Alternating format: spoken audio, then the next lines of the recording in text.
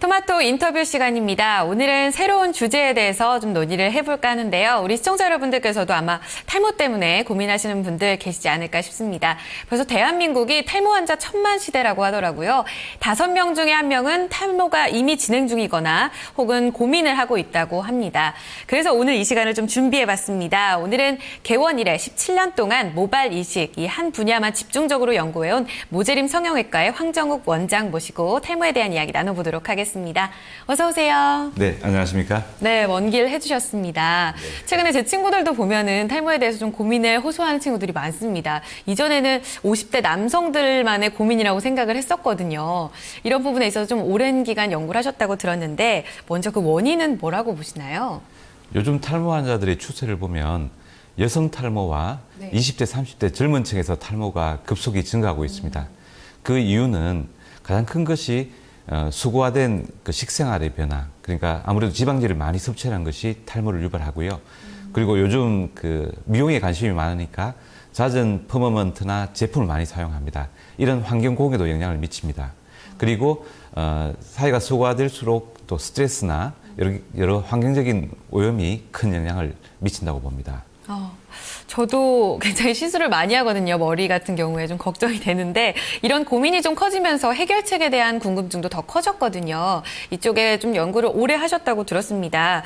이런 분야에 있어서 좀 특징 전문 분야 먼저 설명을 좀 해주시죠. 네, 그 요즘 탈모에 대해서 많은 관심을 가지시고 있는데 그런데 그 주위에 떠도는 정보나 여러 가지 또 그 제품들의 광고에 많이 정보를 의지하십니다. 그런데 탈모도 전문화된 그 전문가를 찾아서 상담과 진단을 받으면 초기에 좋은 결과를 얻을 수 있습니다. 그래서 제가 20년 전부터 탈모에 대한 관심이 적을 때부터 탈모를 관심 있게 연구를 해왔는데요. 탈모는 이제는 충분히 치료할 수 있는 질환입니다. 그렇군요. 제가 또 알아보다 보니까요, 그 모발 이식, 이전에 뭐 성형외과 하면 쌍꺼풀에 절개와 비절개 이런 시술법이 있다고 들었거든요. 근데 모발 이식에도 그렇게 나눠져 있다고 들었습니다. 비절개와 절개 어떤 차이점이 있는 건가요? 네, 그 수술법이 크게 절개와 비절개로 나눌 수가 있고요. 보통 모발 이식을 생각하면 뒷부분의 모발을 그 절개로 해서 두피를 채취하는 방법을 과거에는 이용했습니다. 근데 아무래도 절개를 하다 보니까 통증이나 불안감, 일상생활로의 복귀가 조금 시간이 걸렸습니다. 그래서 요즘은 절개를 하지 않고 이식에 사용하는 모발을 하나하나 뽑아서 간편하게 이식하는 방법이 요즘 많이 활용되고 있습니다. 그렇군요. 이 탈모 치료가 본격적으로 좀 이야기를 나눠봐야 될 것 같아요. 가장 궁금한 부분인데 약물 치료법도 있다고 들었고요. 또 수술도 있다고 들었거든요. 방금 설명해 주셨다시피요. 어떤 방법이 더 적합할까요? 네, 약물 치료와 수술적인 치료가 있는데 이 두 가지가 대립적인 것이 아니라 같이 활용해서 좋은 효과를 볼 수 있습니다.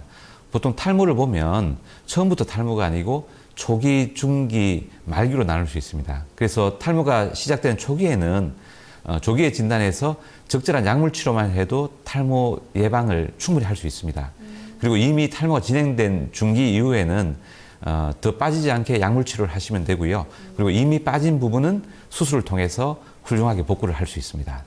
함께 복합적으로 좀 시술이 필요하다는 얘기를 해주셨습니다. 그렇다면 예방도 중요하잖아요, 원장님. 일상생활에서 뭐 두피나 머리카락에 손상이 많이 갈 때, 이럴 때 관리를 어떻게 해야 되는 건지 알려주세요. 네, 일단 가장 중요한 것은 규칙적인 생활과 균형 잡힌 식생활이 가장 중요합니다. 그리고 아까도 언급했지만 그 모발에 미용적인 시술을 많이 하는 것은 그러니까 잦은 파마나 염색은 피해 주시고요. 보통 3달에 한 번 정도씩 적절하게 하는 것은 상관이 없습니다. 그리고 샴푸법이 아주 중요한데요. 보통 샴푸를 하고 머리를 완전히 말리고 그 주무시는 게 좋습니다. 특히 밤에 샴푸를 할 때는 머리를 깨끗하게 말리고 주무시면 되고요. 그리고 두피 상태에 따라서 건성이나 지성에 따라서 적절한 샴푸를 선택해서 샴푸를 해주시면 더욱 도움이 됩니다. 네, 저는 또 건성이라 어떤 샴푸를 써야 되는지도 궁금한데 그 부분은 조금 후에 제가 개인적으로 한번 여쭤봐야 될 것 같고요. 해외에서 이 두피 치료를 위해서 모재림 성형외과를 찾는 환자들이 굉장히 많다고 들었습니다. 그야말로 의료 한류를 시연하고 계신 거잖아요. 해외 환자는 어느 정도나 늘고 있나요?